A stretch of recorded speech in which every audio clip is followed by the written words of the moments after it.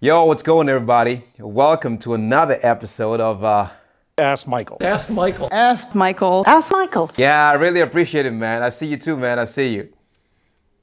Yeah, you heard them all. Welcome to another episode of Ask Michael.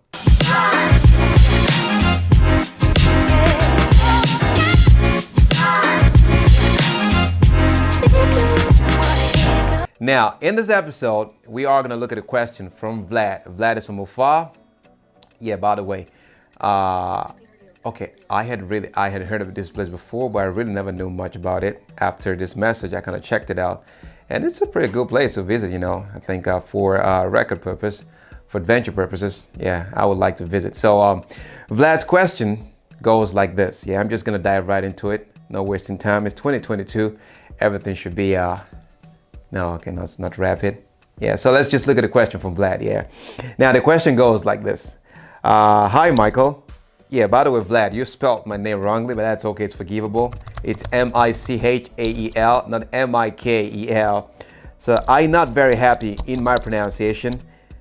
I not know how to make better my pronunciation. Please help. Okay, Vlad, let's do something quickly, yeah? First of all, before I tell you or try to give you, if I give you suggestions on how to improve your pronunciation, let's correct a couple of mistakes you have here, yeah? The first sentence you wrote, I'm not very happy in my pronunciation. That should be, I am not very happy with my pronunciation. Yeah, it's better to put it that way. Because, okay, for happy is an adjective. You always have the to be before it. So, I am happy, I am sad. So, because of happy, we need the auxiliary verb am. Conjugate, of course, is to be happy. So, we conjugate that to am because of the subject I. Ooh, that sounds very complex. I hope you got that. So I am not very happy with my pronunciation. Now, happy here is an adjective, and you see, you use the preposition in. This is another complex part. A lot of people, for a lot of people, how to combine verbs or adjectives with prepositions, and that one comes with practice. I think I talked about that in a previous video. So here, actually, you can have happy for, happy with, happy to do something, for example, yeah, and they all have different meanings. Yeah, they all have different meanings, and the construction, of course, could be different too. So this is something you have to get really used to. Not just knowing the definition of the word, but you have to see how it collocates with other words and particles in English. So the correct sentence again, I am not very happy with my pronunciation. And also in the second part, we have I not know how to make better my pronunciation. I don't know. Yeah, I do not know how to make my pronunciation better. Or I do not know how to better my pronunciation. Both options are possible. Yeah, so now that we've got that out of the way, let's now jump into your question and see how we can provide a solution to that. Yeah, so one thing with pronunciation is that you have to dive really deep into practice. The best way to improve your pronunciation is to do a lot of listening. You have to listen a lot and watch a lot. That is inevitable. You cannot escape it. So the more you listen to people, or you listen to video materials, the better your pronunciation becomes. And also, not just listening to it, you have to voice it out. You have to say it. You heard something, you hear something, you say it out, try to practice it. Now, that could be a little bit boring, yeah, but it's what it is. You cannot escape it. Now, I could also suggest, let me suggest one more very, very important platform that could help you to do that. And it's a division of YouTube, if I'm not mistaken. It's called Youglish. Yeah, You English or something like that. Yeah. Now, Youglish or You English is a website. If you check, let's just look at that. Yeah. So it's youglish.com. Yeah. You can type that out on your computer or your mobile phone, and you have youglish.com. Now, if you look at that, you see that you have this beautiful interface. Now, let's assume that you want to learn, or you want to understand how to pronounce a word, say a word like, let's say something like, okay, let's try this. Pivotal, yeah, Pivotal. That's in American English, that would be pronounced as pivotal. Yeah, pivotal. And also, it is very important to understand the pronunciation is dependent on the country. English-speaking country. If you're looking to pronounce like a British person, an American person, a Canadian person, Australian, New Zealand, it all depends on you. But again, it's good to know every one of them, but you have to be consistent and stick to one. Here on the platform, yeah, you have options for American English, British English, Australian. If you drop that menu down further, you have a Canadian, Irish, Scottish, and New Zealand. Yeah, but for the sake of this video, let's just go through American English. So Pivotal. Once you click on that to search, what do you have? Oh, that is, yeah, how to pronounce pivotal in British English, 1 out of 300 options, or like we're looking for American. Yeah, how American, yo, what's up? Oh yeah, now we got American, yeah. So how to pronounce pivotal in American English, 1 out of 2,912 options. That's a lot. Now let's listen to the first one, yeah. Let's listen to the first one. So that's how I feel about the pivotal role of curation. Yeah, pivotal role of curation. You see, pivotal.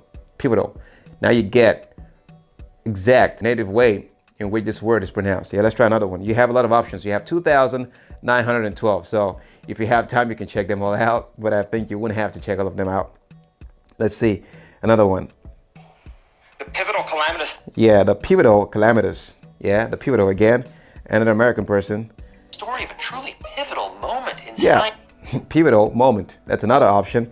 And the list goes on and on and on. Now, just for comparison purposes, let's try that with British English, yeah? Let's see how it sounds. With British English, we have only 303 options. Not that many compared to the American one we just saw now. You feel like you really are in a pivotal moment. Yeah, now you feel the difference, yeah? Pivotal. The British English like articulates the T there, pivotal. In American English, we have a pivotal. Now you get to understand the differences, yeah? Now, this is why I really recommend this platform, this website, because it gives you real live examples, experience of how words should be pronounced. So that is an example using with the word pivotal. We can also check something else. Let's say a word is, let's say this let's say discombobulated. Yeah, I would say discombobulated. Let's try with American English first, yeah. Let's see how that sounds. Yeah, we have 1 out of 72 options, not that many. It means that not that many people are using this word. It sounds very complex. Yeah, you can even tell from the spelling. Yeah, discombobulated. Yeah, that was kind of in the background. Yeah, let's look for another option, yeah. Sleep schedules can get discombobulated during college. Yeah, discombobulated. And one more before we compare with the British. And you have the Republican elites totally discombobulated here. Yeah, discombobulated. Now, let's check the British English and see the difference, if there is any, if there are any actually. No, they've got to fight on. Boris Johnson was certainly discombobulated in the first couple of Yeah, again, the articulation of that T, discombobulated or discombobulated. Yeah, discombobulated or discombobulated. So this website is a lifesaver. I've suggested, I've recommended this to a lot of people, and some of them that were or they are consistent with it for, say, a couple of months, they have seen tremendous growth and tremendous success in the pronunciation. Yeah, I could also suggest you use applications, mobile applications and computer programs, but the thing is that they are too digital. Yeah, when you want to use computer programs or mobile applications, they are like AI generated pronunciations, and sometimes they don't give you what you're looking for.